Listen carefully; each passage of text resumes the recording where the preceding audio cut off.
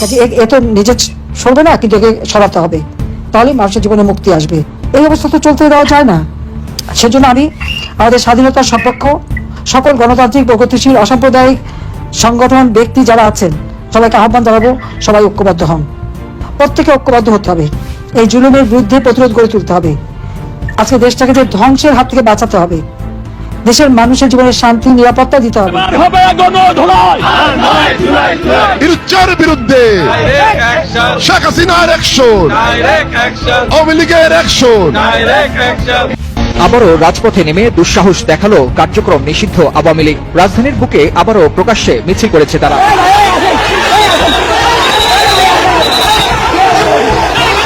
Doctor Yunus সম্পূর্ণভাবে fail করেছেন।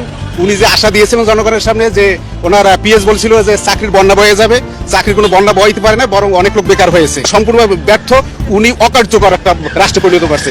আর এই মুহূর্তে আমি মনে করি সেনাবাহিনী প্রধান উনি 5ই আগস্ট জনগণের সামনে বলছিল যে আমার উপর ভরসা রাখেন, আমি ইনশাল্লাহ আপনাদের ঠিকমতো আশা পূর্ণ করতে পারবো, আমার উপর বিশ্বাস রাখেন, শান্তি শৃঙ্খলা আসবে জনগণের কাছে।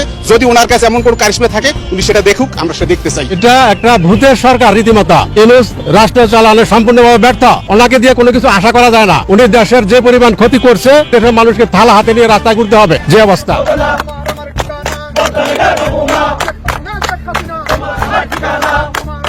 দেশের এই ক্রান্তি লগ্নে চলছে নানামুখী সংকট, আর এই সংকটের মধ্যেই দেশের প্রতি এক অমোঘ বার্তা দিলেন ভারতে অবস্থানরত বাংলাদেশের সাবেক প্রধানমন্ত্রী দেশরত্ন শেখ হাসিনা।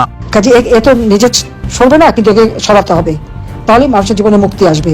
এই অবস্থা তো চলতে দেওয়া যায় না। সেজন্য আমি আমাদের স্বাধীনতার সপক্ষ সকল গণতান্ত্রিক প্রগতিশীল অসাম্প্রদায়িক সংগঠন ব্যক্তি যারা আছেন সবাইকে আহ্বান জানাবো, সবাই ঐক্যবদ্ধ হন। প্রত্যেকে ঐক্যবদ্ধ হতে হবে, এই জুলুমের বিরুদ্ধে প্রতিরোধ গড়ে তুলতে হবে। আজকে দেশটাকে যে ধ্বংসের হাত থেকে বাঁচাতে হবে, দেশের মানুষের জীবনের শান্তি নিরাপত্তা দিতে হবে। আমাদের নারী সমাজ, তাদের জন্য কঠোর নিরাপত্তার ব্যবস্থা করতে হবে। আর আমাকে বলে স্বৈরাচার, আমি যারা স্বৈরাচার বলে তাদেরকে বলবো যে আমার আমলে, আওয়ামী লীগের আমলে বাংলাদেশটা কেমন ছিল আর বর্তমানে কেমন আছে। আওয়ামী লীগের না হলো 10 থেকে 11,000 নেতা কর্মীকে হত্যা করেছে, আহত করেছে, পুড়িয়ে মেরেছে। 3,000 মতো পুলিশকে পুড়িয়ে মেরেছে, 8 জন সাংবাদিককে তাও পিটিয়ে মেরেছে, সাংস্কৃতিক কর্মী, আইনজীবী। কই আওয়ামী লীগ আমলে তো কখনো এই ধরনের ঘটনা ঘটেনি। তাহলে ফ্যাসিস্ট কে, স্বৈরাচার কে? আমি মানুষের আর্থসামাজিক উন্নতি করেছি, তাদের পেটের ভাত মাথা গোজার ঠাঁই সব করে দিয়েছি, জীবনের শান্তি নিরাপত্তা দিয়েছি। আর এখন কোনো মানুষ নিরাপদ নয়, কোনো মানুষের জীবনের কোনো নেই। তো এই অবস্থা কতদিন? কাজে সবাইকে ঐক্যবদ্ধ হতে হবে। এবং এই ইউনূসের আসল চেহারাটা এটা সারা বিশ্বের কাছে এখন পরিষ্কার, যে কত বড় স্বার্থপর একটা মানুষ, একটা স্বৈরাচার, চরমভাবে ফ্যাসিবাদী। এর হাত থেকে দেশকে রক্ষা করার জন্য সকলকে এক হয়ে নামার জন্য আমি আহ্বান জানাই। এমনকি আবারও দেশে ফিরে পুনরায় রাষ্ট্র সংস্কারের কাজ এগিয়ে নিয়ে যাওয়ার বার্তা দিয়েছেন তিনি। 15ই আগস্টের আগে পরে ভারত থেকে আওয়ামী লীগের কেন্দ্রীয় নেতাকর্মী এবং নেতাকর্মীদের বার্তা দেয় মাঠে নেমে পড়েন লক্ষ লক্ষ আওয়ামী লীগের নেতাকর্মীরা। দর্শক, আপনারা দেখতে পাচ্ছেন এই মুহূর্তে ঢাকার গুলিস্তানে নৌকার জয় জয়কার মিছিল।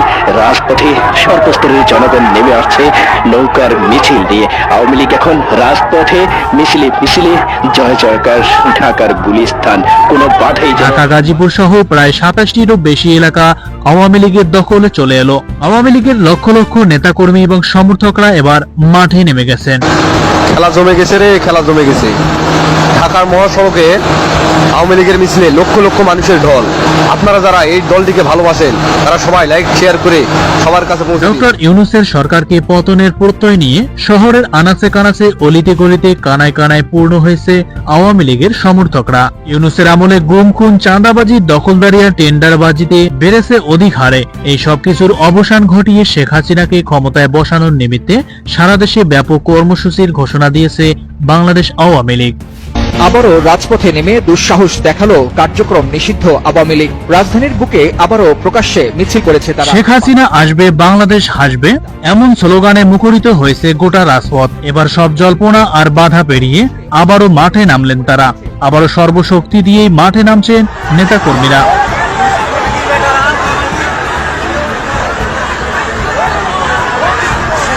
5ই আগস্টে গণ অভ্যুত্থানে শেখ হাসিনা দেশ ত্যাগ করলেও তার দলের লক্ষ লক্ষ নেতাকর্মী এবং সমর্থকরা এখনো দেশেই অবস্থান করছেন। দেশে থাকা নেতাকর্মী এবং সমর্থকরা কেন্দ্রীয় নেতাদের নির্দেশনা পাওয়ার সঙ্গে সঙ্গেই মাঠ গরম করছেন। ইউনূস আমলের সকল প্রকার ব্যর্থতা তুলে ধরে বিভিন্ন জায়গায় প্রতিবাদ সমাবেশও করেছেন তারা। শেখ হাসিনার অ্যাকশন, আওয়ামী লীগের অ্যাকশন, মুজিব তোমায় মনে পড়ে আজকের এই দিনে। এ সময় মাঠে থাকা নেতাকর্মীরা ডক্টর ইউনূসের অবৈধ শাসনের বিরুদ্ধে বিভিন্ন মন্তব্য করেছেন। এটা একটা ভূতের সরকার রীতিমতো। ইউনূস রাষ্ট্র চালানো সম্পূর্ণভাবে ব্যর্থ। ওনাকে দিয়ে কোনো কিছু আশা করা যায় না। উনি দেশের যে পরিমাণ ক্ষতি করছে, দেশের মানুষকে থালা হাতে নিয়ে রাস্তায় ঘুরতে হবে।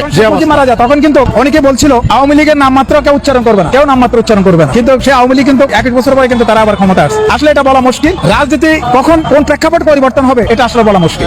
ডক্টর ইউনূস সম্পূর্ণভাবে ফেল করেছেন। উনি যে আশা দিয়েছিলেন জনগণের সামনে যে ওনার পিএস বলছিল যে চাকরির বন্যা বয়ে যাবে, চাকরির কোনো বন্যা বইতে পারে না, বরং অনেক লোক বেকার হয়েছে।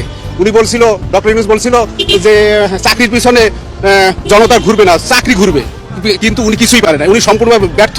উনি অকার্যকর একটা রাষ্ট্রপতি। দেশের জনগণ বুঝতে পারছে ডক্টর ইউনূসের সরকার সংস্কারের নামে দেশকে অস্থিতিশীল করার পায়তারা করছে। যে ছাত্র জনতা অভ্যুত্থান করে সাবেক প্রধানমন্ত্রীকে দেশ ছাড়তে বাধ্য করিয়েছিল, এবার তাদের মুখেই ভিন্ন সুর। এবার তারাই শেখ হাসিনাকে ফেরাতে উঠে পড়ে লেগেছে। কেননা এবার এটা পরিষ্কার হয়েছে যে ডক্টর ইউনূসের প্রশাসন রাষ্ট্রীয় সংস্কারের কাজে ব্যর্থ হয়েছে।